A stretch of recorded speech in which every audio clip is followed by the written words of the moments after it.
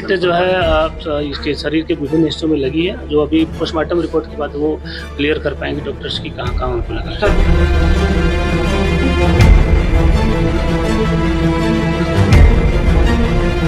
अपराधी अपराध छोड़ दे या बिहार छोड़ दे, भूल जाए अपराध करना। किसी के मन में अगर अपराध की घटना अगर बुलबुला रही है तो सोचना भी बंद कर दे कि इस वक्त की सबसे बड़ी खबर आ रही है और बताया जा रहा है कि भागलपुर में कुख्यात उप सभापति के पति रामधनी यादव का बिहार पुलिस ने एनकाउंटर कर दिया है और इसी के साथ ही साथ सम्राट चौधरी की तरफ से सख्त चेतावनी जारी कर दी गई है और साफ तौर पर कह दिया गया है कि अपराधी या तो बिहार छोड़ दे अथवा सीने में गोली मार दी जाएगी। और आखिर पूरा मामला क्या है, पूरा मामला इस बात से 8 मिनट की रिपोर्ट में हम आपको बताने जा रहे हैं।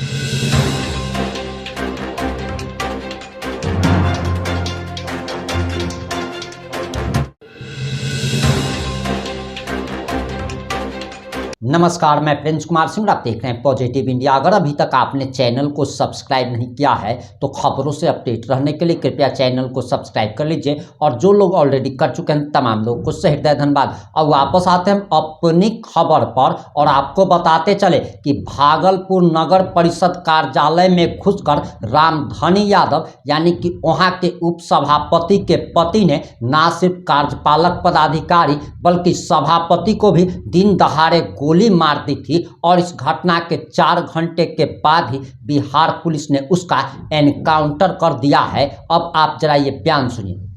सभी टीम वहाँ पर छापामारी आरंभ कर दी और उसी छापामारी के दबाव में और जो इन लोगों को जब प्राप्त हुआ कि एक ऑफिसर की भी जो मृत्यु हो गई है तो इन लोगों को फिर किसी दबाव बस जब छापामारी चारों तरफ से हमारे थाना चेकिंग भी स्टार्ट हो गई थी तो उसी में फिर ये लोग जब घेराबंदी हुई तो भाग के जो है ऑटो में बैठ के थाना के पास पहुंच के सरेंडर करने के लिए हमारी टीम ने तुरंत उनको पकड़ा और उसके बाद आगे पूछताछ की गई, जो विधिवत आगे प्रक्रिया होती है वो संपन्न की गई और उसी के आलोक में फिर रात्रि में इनको जो है ये पूछताछ जब की गई कि ये जो हथियार इसमें प्रयोग किए थे और अन्य सामग्री वो कहाँ पर उन्होंने डंप किया है, कहाँ पर उसको जो है डिस्पोज किया है या फेंका हुआ है। तो फिर उन्होंने जो घटना जो बताया कि इस क्षेत्र में चलना है, उस क्षेत्र में जो वहाँ के सुल्तानगंज क्षेत्र में ही लोकल ये ग्रामीण क्षेत्र था, वहाँ पर जब ले जाया गया तो उसकी एक प्लानिंग थी कि पहले से भी वो अधिकारी के ऊपर हमला कर चुका था तो वो एक तरीके से कुख्यात था और जब हथियार उसके मिलने की संभावना हुई तो लगा कि कन्विक्शन हो जाएगा, जो भी चीज़ें होती हैं।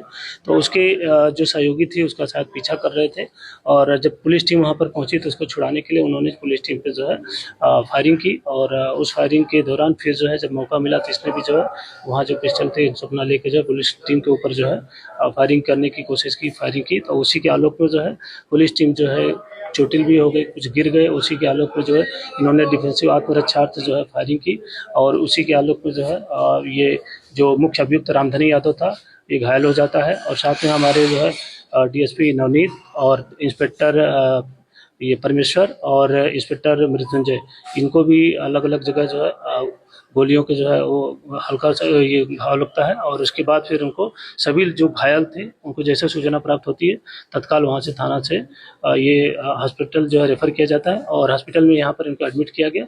एडमिट करने के उपरांत जो डॉक्टरों की टीम ने जो प्राथमिक उपचार आरंभ किया तो उपचार के कुछ देर बाद जो है डॉक्टर्स की टीम जो है जो यहाँ थी उन्होंने जो है जो मुख्य अभियुक्त था रामधनी यादव उसको मृत घोषित कर दिया कि उसकी मृत्यु कराने के लिए सुनिश्चित कर रहे हैं। डीएम सर भी यहाँ आए हैं, उन्होंने भी डॉक्टर से बात किया कि हमारी जो पुलिस टीम है उसका बेहतर इलाज हो और आगे की जो विधि संगत प्रक्रिया है हम लोग उसको सुनिश्चित कर रहे हैं। 2 और अभियुक्त थे जो वहाँ पर जो है गिरफ्तार है। तो इस तरीके से इस घटना में जो 3 मुख्य अभियुक्त शामिल थे जिन्होंने घटना को अंजाम दिया था, एक जो है पुलिस की जो आत्मरक्षार्थ कार्रवाई में जो है बाद में उसकी मृत्यु हो गई, बाकी 2 अभियुक्त वहाँ पर पुलिस की अभिरक्षा में है। आगे की प्रक्रिया संपन्न की जा रही है। बुलेट कहाँ लगी है अपराधियों को, कब वारदात हुई? बुलेट जो है इसके शरीर के विभिन्न हिस्सों में लगी है, जो अभी पोस्टमार्टम रिपोर्ट के बाद वो क्लियर कर पाएंगे डॉक्टर्स की कहाँ कहाँ उनको लगा है। सर, दोनों जो अपराधी गिरफ्तार हुए उनका नाम क्या है? जो अपराधी गिरफ्तार है एक दीपक है और एक और अपराधी जो इसका जो है खुद का साला है, जो रामधनी यादव था इसका खुद का साला है। दीपक पहले से भी जो है एक मर्डर किया हुआ है और दोनों के ऊपर पहले से भी कई कांड दर्ज हैं और अन्य कांडों के बारे में भी हम लोग जो है जानकारी इकट्ठा कर रहे हैं। रामधनी यादव भी सर सरेंडर कर चुका था और छापेमारी करने गई थी पुलिस, हथियार बरामद करने गई थी, उसी दौरान ये घटना था। जी जी जी जी। रामधनी देखिए पहले से बहुत कुख्यात है, पहले से आप लोगों को पता है कि पहले काफी गंभीर घटनाएं कर चुका था और बहुत पहले उसने जो है कि किसी का जो है सर भी जो है काट के जो है थाना पे लेकर आया था सरेंडर करने के लिए, तो पहले से ही काफी कुख्यात था और जेल से बाहर था। बहुत पहले की जो घटना थी तो एक तरीके से वो बहुत मनबड़ू और कुख्यात था, तो उसको कोई डर नहीं था। उसी के आलोक में जो है फिर इसने दोबारा जो है पुलिस टीम पर हमला करके जो है उसकी साथियों ने सोचा कि अब तो गिरफ्तार हो गया, जेल जाएगा, और पुलिस पे हमला करने की कोशिश की, जिसमें पुलिस ने आत्मरक्षा जो कार्रवाई की। उसी के आलोक में जो है फिर यहाँ पर डॉक्टर्स के जो इलाज के दौरान जो है उसको मृत घोषित कर दिया गया। उसको बख्शा नहीं जाएगा। कल दुखद घटना सुल्तानगंज के नगर परिषद कार्यालय में हुई। हमारे कार्यपालक पदाधिकारी की गोली मारकर हत्या कर दी गई। सभापति भी गंभीर रूप से घायल है, पटना में ही अस्पताल में भर्ती है। लेकिन कितना भी रसूखदार कोई व्यक्ति हो, अगर आपराधिक गतिविधि में संलिप्त होगा उसको किसी हालत में भी बख्शा नहीं जाएगा। पुलिस को खुली छूट दी गई है। बार बार हम लोग कहते हैं अपराधी अपराध छोड़ दे या बिहार छोड़ दे, भूल जाए अपराध करना।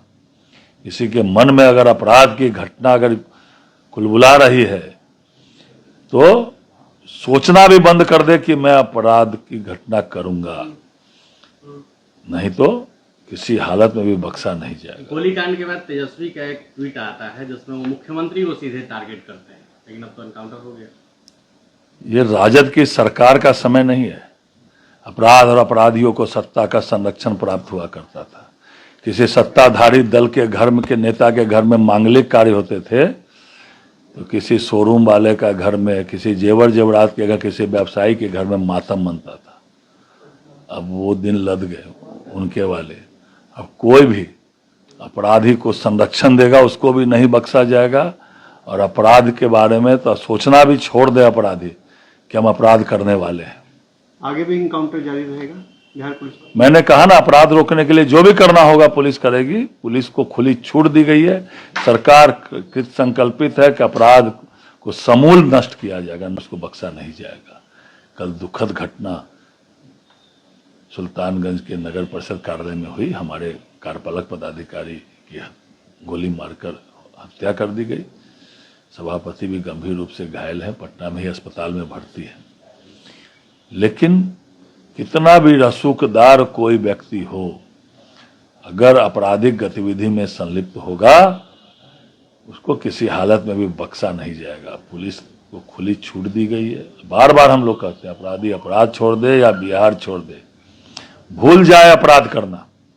किसी के मन में अगर अपराध की घटना अगर कुलबुला रही है तो सोचना भी बंद कर दे कि मैं अपराध की घटना करूंगा, नहीं तो किसी हालत में भी बख्शा नहीं जाएगा। गोलीकांड के बाद तेजस्वी का एक अब आपकी क्या प्रतिक्रिया, अपनी प्रतिक्रिया जरूर दीजिएगा। जुड़े रहे हमारे साथ। जय हिंद, जय भारत।